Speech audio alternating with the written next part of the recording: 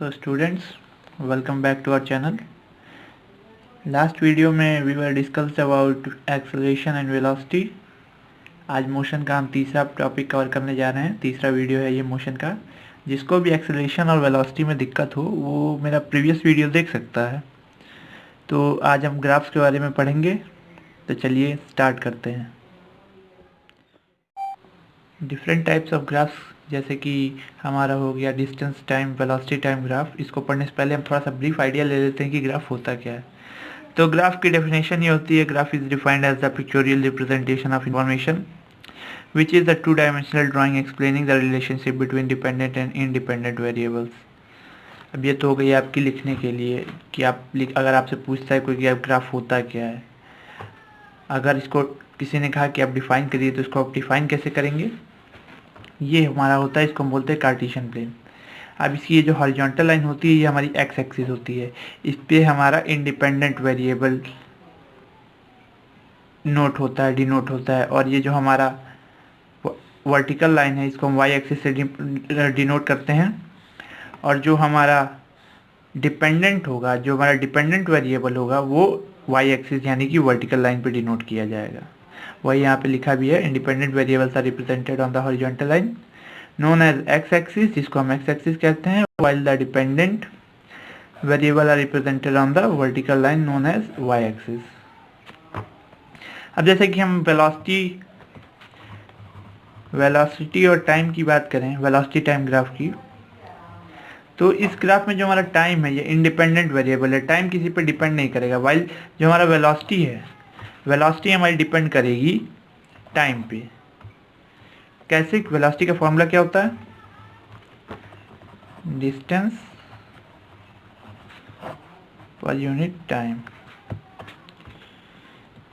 अब यहाँ देखिए वेलोसिटी जो है इन्वर्सली प्रोपोर्शनल है टाइम के. मतलब कि अगर टाइम बढ़ेगा तो वेलोसिटी घटेगी, अगर टाइम घटेगा तो वेलोसिटी बढ़ेगी. वही चीज़. तो जो हमारा टाइम है यहाँ पे इंडिपेंडेंट वेरिएबल हो गया और वेलोसिटी जो हमारी डिपेंडेंट वेरिएबल हो गई. तो हम अगर टाइम को डिनोट करते हैं तो टाइम हमारा इंडिपेंडेंट वेरिएबल है, उसको हम एक्स एक्सिस पे डिनोट करेंगे.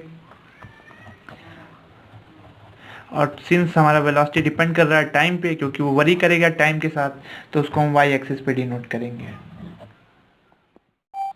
सो उम्मीद करते हैं आप लोगों को ग्राफ समझ में आया होगा. अब हम अपने पहले टॉपिक की तरफ बढ़ते हैं जो कि है distance time graph. Distance time graph क्या होता है? Distance time graph shows the change in position of an object with respect to time. इसका सिंपल सा मतलब ये है, ये जो हमारा ग्राफ का है एक्स एक्सिस और वाई एक्सिस, इसमें टाइम हमारा इंडिपेंडेंट वेरिएबल होगा और ये एक्स एक्सिस पे डिनोट होगा. वाइल जो डिस्टेंस है हमारा वो डिपेंडेंट वेरिएबल होगा, वो टाइम पे डिपेंड करेगा, क्योंकि यहाँ पे साफ साफ बोल रहा है change in position of an object with respect to time. जैसे टाइम ट्रेवल कर रहा है उसी हिसाब से ऑब्जेक्ट अपनी पोजीशन चेंज कर रहा है, मतलब डिस्टेंस कवर कर रहा है. तो वो टाइम पे डिपेंड कर रहा है, इसलिए वो वेरिएबल क्वांटिटी होगी, डिपेंडेंट क्वांटिटी होगी और वो हमारी वाई एक्सिस पे डिनोट की जाएगी. अब इसकी वेरिएशन क्या होती है? लीनियर वेरिएशन होती हैं, यूनिफॉर्म और नॉन यूनिफॉर्म. इसको हम इस ग्राफ से समझते हैं. इस ग्राफ में देखिए आप, ये हमारा टाइम और ये डिस्टेंस, ये वाई एक्सिस है, ये एक्स एक्सिस. यहाँ पे आप पहले ओ टू ए जो पाथ है इसमें कर्व हमारा इंक्लाइन हो रहा है, इसमें कुछ स्लोप है. तो इसका मतलब टाइम जैसे जैसे आगे बढ़ा ऑब्जेक्ट ने डिस्टेंस कवर किया. वाइल ए से जो बी के बीच का जो डिस्टेंस है इसमें टाइम तो travel as the time goes away, मतलब टाइम जैसे जैसे पास हो रहा है, कोई डिस्टेंस कोई स्लोप नहीं है कर्व के पास, मतलब कोई डिस्टेंस कवर नहीं हुआ है, मतलब कर्व फ्लैट हो गया और उसके बाद कर्व डाउन होता चला गया है. इसको हम ऐसे भी समझ सकते हैं, ऐसे समझ सकते हैं कि जो हमारा टाइम और डिस्टेंस टाइम ग्राफ है, अगर कोई कर्व हमारा स्लोप के साथ इंक्लाइन करता है, मतलब उसका स्लोप इंक्लिनेशन पे है, इस कर्व के पास अगर कोई स्लोप है तो इसने कुछ डिस्टेंस कवर किया. इसका मतलब क्या हुआ? जो हमारा ऑब्जेक्ट है वो टाइम के साथ यूनिफॉर्मली आगे बढ़ रहा है. मतलब कि जैसे जैसे टाइम हमारा बढ़ रहा है एक कांस्टेंट स्पीड पे हमारा डिस्टेंस भी कवर कर रहा है.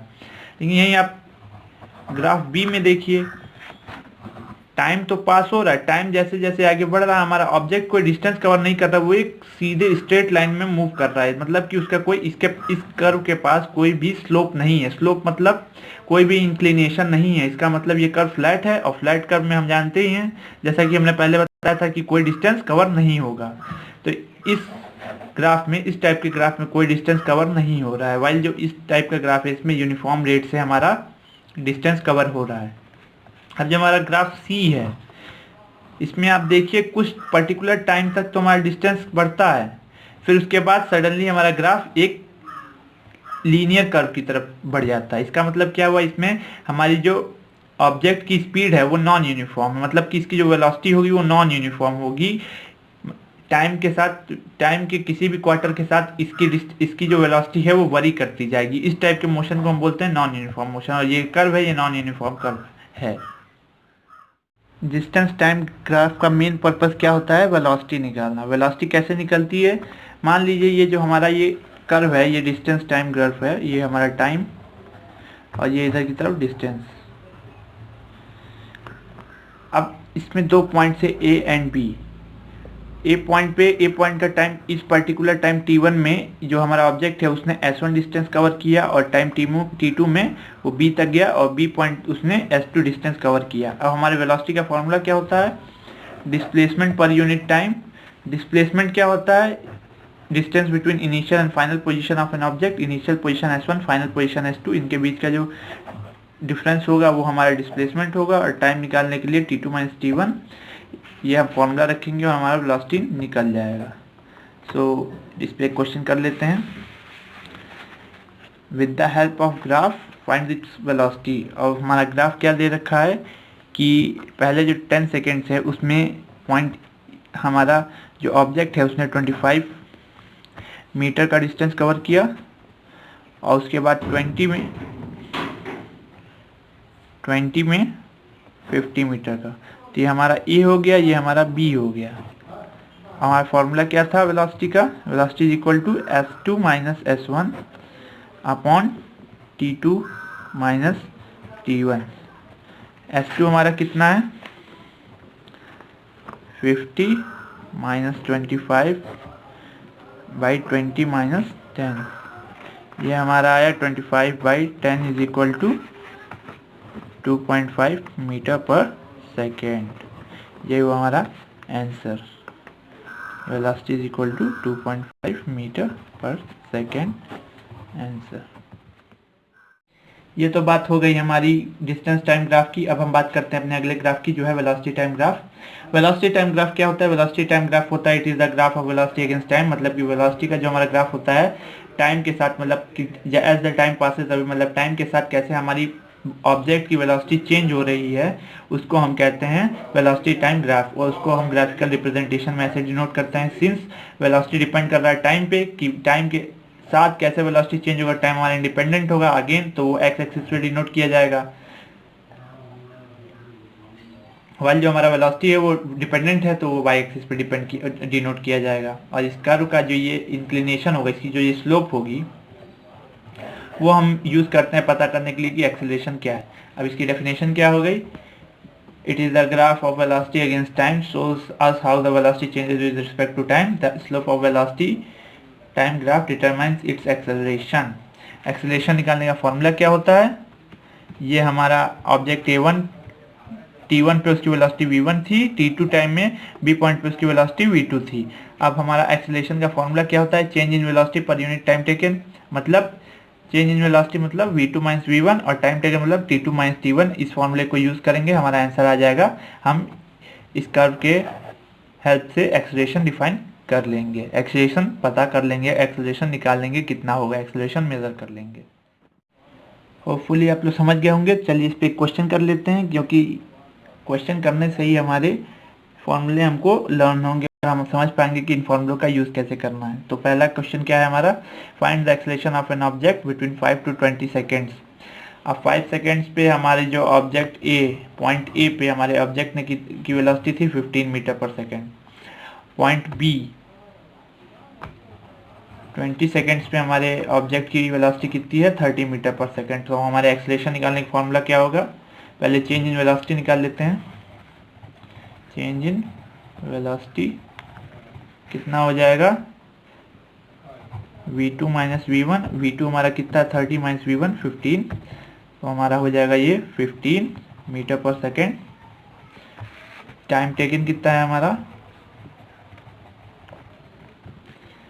20, t2 माइनस t1। t2 हमारा कितना है 20 सेकेंड्स और t1 कितना है 5 सेकेंड्स। याद से आप लोग को यूनिट ज़रूर लिखना है, क्योंकि पेपर में यूनिट ना लिखने के मार्क्स कट जाते हैं।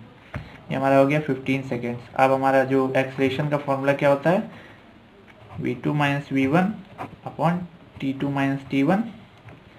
ये हो गया हमारा 15/15 मीटर पर सेकेंड, और ये सेकेंड, तो ये हमारा हो गया 1 मीटर पर सेकेंड स्क्वायर। अब यहाँ पे आप देखिए मैंने इसकी यूनिट कैसे निकाली। यूनिट क्या है हमारा, यूनिट को आप अलग से ऐसे देखिए। वेलोसिटी की यूनिट क्या है मीटर पर सेकेंड, और हमारी जो टाइम की क्या है वो सेकेंड है। अब इसको नॉर्मल जैसे हम लोग एक मैथमेटिक्स सॉल्व करते हैं वैसे सॉल्व करेंगे, तो ये हो जाएगा m/सेकेंड स्क्वायर, और इसको हम ऊपर ले जाएंगे तो इसको हम ऐसे लिख सकते हैं मीटर पर सेकेंड स्क्वायर, और वैसे ही हम यहाँ पे ला के लिख देंगे। और हमारा जो एक्सेलरेशन का आंसर, तो हमारा एक्सेलरेशन कितना आ जाएगा 1 मीटर पर सेकेंड स्क्वायर।